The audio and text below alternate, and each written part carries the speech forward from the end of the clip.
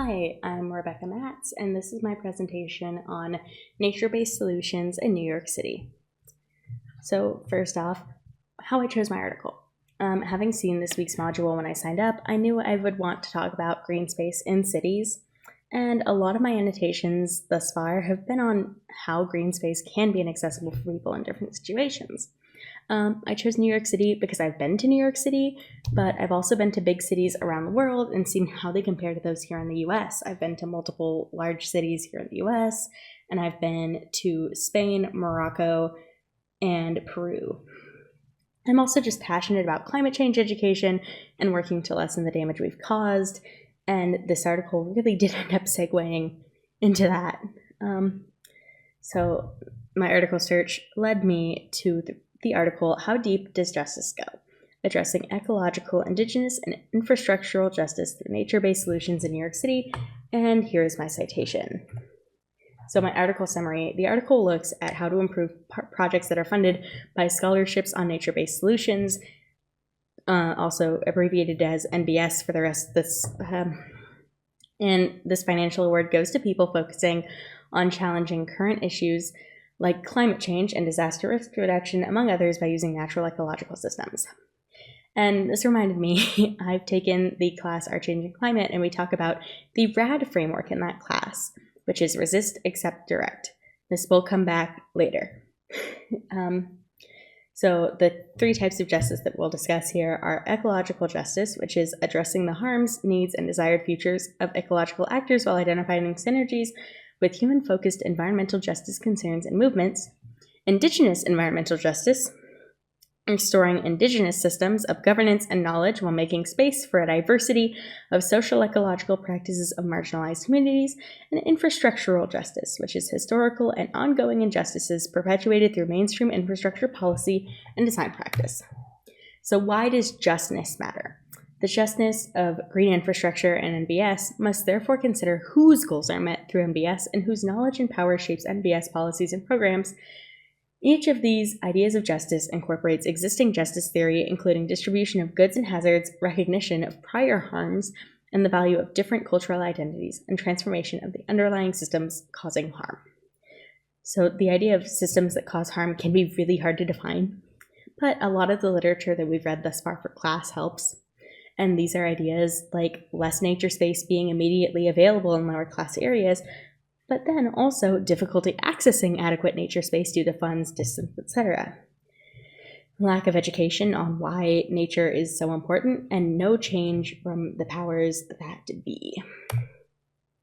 So the findings of this paper. First off, with ecological agency and its interaction with New York City.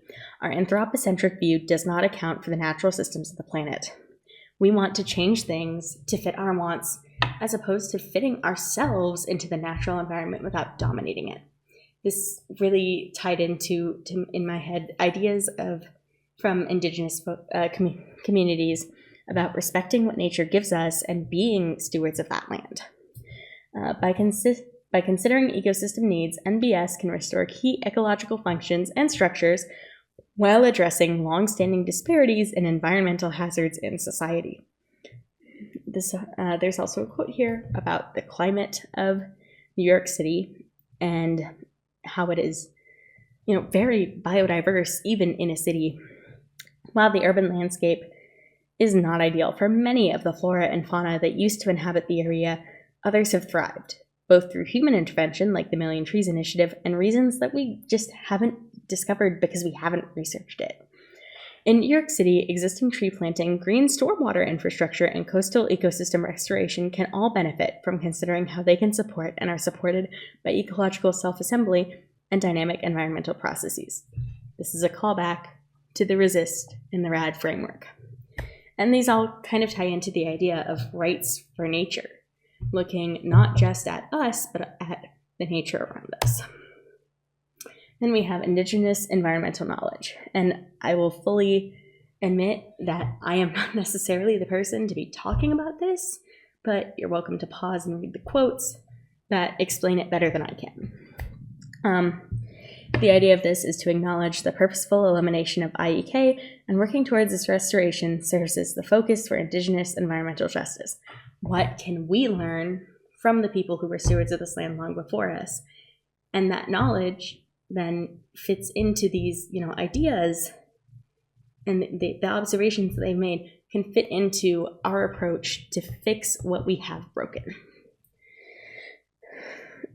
Overall, a lot of this also ties into how a lot of these cities came to be. Things like slavery-based settler colonialism have been described as a transition from a settler society that contained racism to a settler society based on racism, or one whose material well-being fundamentally depended upon the expropriation of bodies and land justified by white supremacy. This boils down to the way immigration was handled by the United States in the 18th and 19th centuries greatly contributed to how New York City and other old, large cities across the U.S. were shaped social-ecologically. And then infrastructural justice.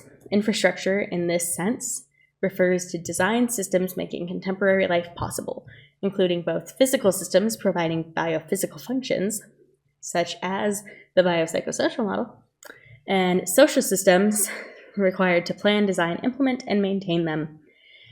Something I want to talk about here is the idea of equity. Infrastructure just inherently shapes equity. And there's a difference between equity and equality. Equality is saying we're all equal. Equity is giving the people who just need a helping hand to be equal with us, that helping hand. Marginalized groups have historically lacked resources and advocates. And even now, many of the people at the top of our social systems, such as government, do not truly represent the whole population. Without enforcing equity, we just can't all be equal. Then we have the idea of infrastructure justice and how it ties into New York City. So Hurricane Sandy happened in October of 2012. And a quote here from the article says that Hurricane Sandy made clear that the accretionary fabric of technological infrastructures is vulnerable to environmental forces, spurring a large-scale regional effort to evaluate the feasibility of green and gray infrastructure systems to respond to sea level rise and increasing storm intensities through nature and nature-based features for coastal protection. These politics, in turn, borrow their siloed structure from the current system of environmental regulation in the United States, which has generally failed to protect human and environmental health. Which is why this really boils down to working towards equitable solutions through changing social and designed systems. Which leads me into my conclusion and how we can do that. Justice is not only about doing what is fair for vulnerable communities now, but also compensating them for the consequences of colonial and racist practices in city planning throughout history and transforming the decision-making systems that created those harms. Then these next couple of quotes here show that this approach works. This approach will work if we can implement it on a bigger scale. Emergent participatory approaches show promise for community ownership of greening initiatives that can revitalize and stabilize neighborhoods, but the larger power dynamics and inequalities remain largely unaddressed. And to avoid replicating the inequalities caused by present decision-making systems around urban nature and hazards, NBS researchers and practitioners can build power with marginalized human and ecological communities. A green and just future is possible, but impacts and costs will remain problematic and unequal until all those involved in its creation acknowledge the need for justice. And so this article looks at New York City specifically, but the issues that exist there and are addressed by these forms of justice exist everywhere. So I want to leave off on a bit of a note of hope here.